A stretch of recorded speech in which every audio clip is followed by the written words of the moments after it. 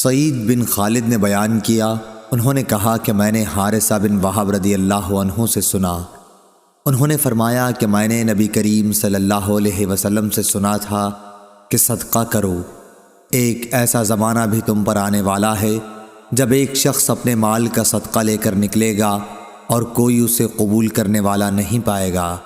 صحیح بخاری حدیث نمبر 1411۔ ابو زناد نے بیان کیا، ان سے عبد الرحمن بن حرمز اعرج نے اور ان سے ابو ہریرہ رضی اللہ عنہ نے کہ نبی کریم صلی اللہ علیہ وسلم نے فرمایا، قیامت آنے سے پہلے مال و دولت کی اس قدر کثرت ہو جائے گی اور لوگ اس قدر مالدار ہو جائیں گے کہ اس وقت صاحب مال کو اس کی فکر ہوگی کہ اس کی زکوٰۃ کون قبول کرے، اور اگر کسی کو دینا بھی چاہے گا تو اس کو یہ جواب ملے گا کہ مجھے اس کی حاجت نہیں ہے۔ صحیح بخاری حدیث نمبر 1412۔ محل بن خلیفہ طائی نے بیان کیا، کہا کہ میں نے عدی بن حاتم طائی رضی اللہ عنہ سے سنا، انہوں نے کہا کہ میں نبی کریم صلی اللہ علیہ وسلم کی خدمت میں موجود تھا کہ دو شخص آئے، ایک فقر و فاقہ کی شکایت لیے ہوئے تھا اور دوسرے کو راستوں کے غیر محفوظ ہونے کی شکایت تھی۔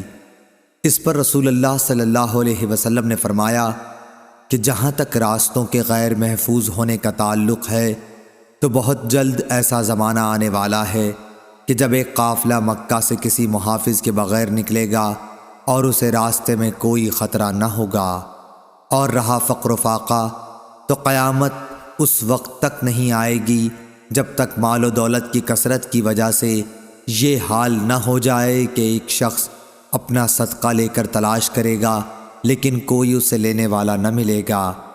پھر اللہ تعالیٰ کے سامنے ایک شخص اس طرح کھڑا ہوگا کہ اس کے اور اللہ تعالیٰ کے درمیان کوئی پردہ نہ ہوگا اور نہ ترجمانی کے لیے کوئی ترجمان ہوگا۔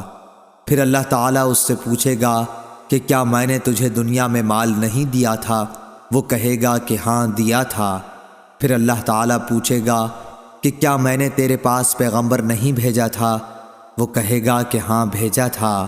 پھر وہ شخص اپنے دائیں طرف دیکھے گا تو آگ کے سوا اور کچھ نظر نہیں آئے گا، پھر بائیں طرف دیکھے گا اور ادھر بھی آگ ہی آگ ہوگی۔ بس تمہیں جہنم سے ڈرنا چاہیے، خواہ ایک کھجور کے ٹکڑے ہی کا صدقہ کر کے اس سے اپنا بچاؤ کر سکو، اگر یہ بھی میسر نہ آ سکے تو اچھی بات ہی منہ سے نکالے۔ صحیح بخاری حدیث نمبر 1413۔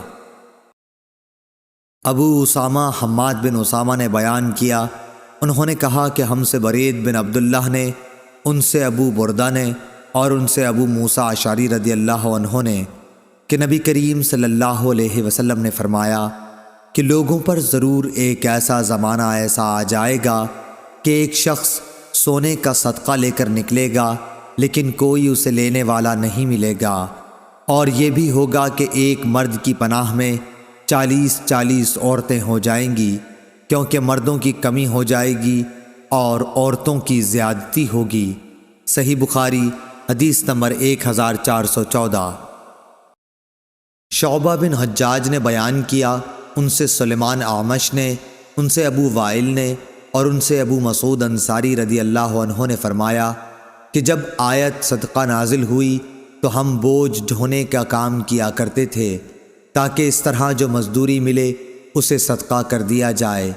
اسی زمانے میں ایک شخص عبد الرحمن بن عوف آیا اور اس نے صدقے کے طور پر کافی چیزیں پیش کیں۔ اس پر لوگوں نے کہنا شروع کیا کہ یہ آدمی ریاکار ہے۔ پھر ایک شخص ابو عقیل نامی آیا اور اس نے صرف 1 صاع کا صدقہ کیا۔ اس کے بارے میں لوگوں نے یہ کہہ دیا کہ اللہ تعالیٰ کو 1 صاع صدقے کی کیا حاجت ہے؟ اس پر یہ آیت نازل ہوئی، وہ لوگ جو مومنوں پر عیب لگاتے ہیں، جو صدقہ زیادہ دیتے ہیں، اور ان پر بھی جو محنت سے کما کر لاتے ہیں اور کم صدقہ کرتے ہیں، آخر تک۔ صحیح بخاری حدیث نمبر 1415۔ سعید بن یحییٰ نے بیان کیا، کہا مجھ سے میرے والد نے بیان کیا، کہا کہ ہم سے اعمش نے بیان کیا، ان سے شفیق نے اور ان سے ابو مسعود انصاری رضی اللہ عنہ نے کہا کہ رسول اللہ صلی اللہ علیہ وسلم نے جب ہمیں صدقہ کرنے کا حکم دیا تو ہم میں سے بہت سے بازار جا کر بوجھ اٹھانے کی مزدوری کرتے اور اس طرح ایک مد غلہ یا کھجور وغیرہ حاصل کرتے جسے صدقہ کر دیتے، لیکن آج ہم میں سے بہت سوں کے پاس لاکھ لاکھ درہم یا دینار موجود ہیں۔ صحیح بخاری حدیث نمبر 1416۔ ابو اسحاق عمرو بن عبداللہ سبیعی نے کہا کہ میں نے عبداللہ بن معقل سے سنا، انہوں نے کہا کہ میں نے عدی بن حاتم رضی اللہ عنہ سے سنا، انہوں نے کہا کہ میں نے رسول اللہ صلی اللہ علیہ وسلم کو یہ کہتے سنا کہ جہنم سے بچو، اگرچہ کھجور کا ایک ٹکڑا دے کر ہی صحیح، مگر ضرور صدقہ کر کے دوزخ کی آگ سے بچنے کی کوشش کرو۔ صحیح بخاری حدیث نمبر 1417۔ عبداللہ بن ابی بکر بن حازم نے بیان کیا، ان سے عروہ بن زبیر نے اور ان سے عائشہ رضی اللہ عنہا نے کہ ایک عورت اپنی 2 بچیوں کو لیے مانگتی ہوئی آئی، میرے پاس ایک کھجور کے سوا اس وقت اور کچھ نہ تھا، میں نے وہی دے دی۔ وہ ایک کھجور اس نے اپنی دونوں بچیوں میں تقسیم کر دی اور خود نہیں کھائی، پھر وہ اٹھی اور چلی گئی۔ اس کے بعد نبی کریم صلی اللہ علیہ وسلم تشریف لائے تو میں نے آپ سے اس کا حال بیان کیا۔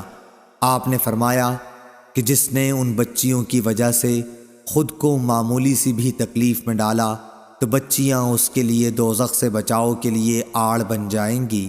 صحیح بخاری حدیث نمبر 1418۔ ابو زرع نے بیان کیا، کہا کہ ہم سے ابو ہریرہ رضی اللہ عنہ نے بیان کیا کہ ایک شخص نبی کریم صلی اللہ علیہ وسلم کی خدمت میں حاضر ہوا اور کہا کہ یا رسول اللہ، کس طرح کے صدقے میں سب سے زیادہ ثواب ہے؟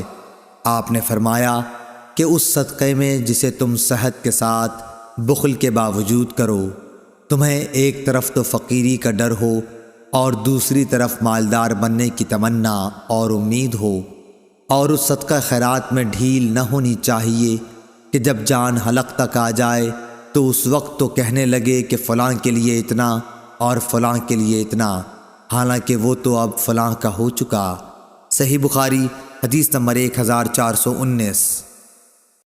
ابو ایوانہ وضاح یشکری نے بیان کیا، ان سے فراس بن یحییٰ نے، ان سے شعبی نے، ان سے مسروق نے اور ان سے عائشہ رضی اللہ عنہا نے کہ نبی کریم صلی اللہ علیہ وسلم کی بعض بیویوں نے آپ سے پوچھا کہ سب سے پہلے ہم میں سے آخرت میں آپ سے کون جا کر ملے گا؟ تو آپ نے فرمایا جس کا ہاتھ سب سے زیادہ لمبا ہوگا۔ اب ہم نے لکڑی سے ناپنا شروع کر دیا تو سودا رضی اللہ عنہا سب سے لمبے ہاتھ والی نکلیں۔